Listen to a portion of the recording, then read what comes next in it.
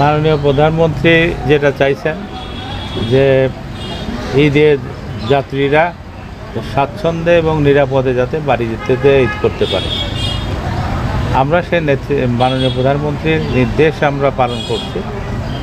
আন্তরিকভাবে যদি কোনো কাজ করা যায় তাহলে পরে আমার মনে হয় যে সে কাজে সফলতা আসে।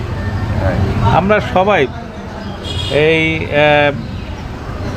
রেলপথ মন্ত্রণালয় এবং রেলওয়ে যে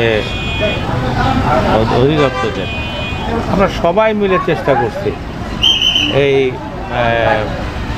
যাত্রীরা যাতে নিরাপদে যেতে পারে, নির্বিঘ্নে যেতে পারে এবং স্বাচ্ছন্দ্যে তারা যাতে বাড়িতে যায় ঈদ করতে পারে।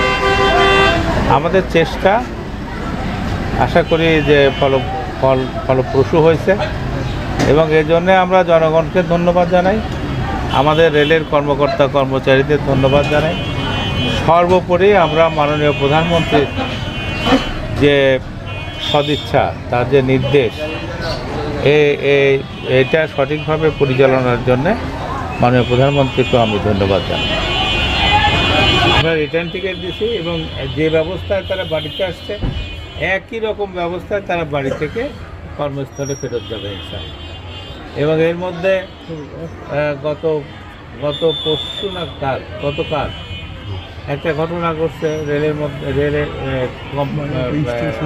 ট্রেনেই একজন সন্তান প্রসব করছে।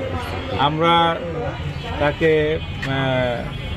রেল কর্তৃপক্ষের পক্ষ থেকে আমরা তাকে গিফট দিয়েছি, গিফট বক্স, এবং তাদেরকে যে সাপোর্টটা দেওয়া দরকার, অ্যাম্বুলেন্স সাপোর্ট যা দেওয়া দরকার আমরা দিয়েছি তাদের।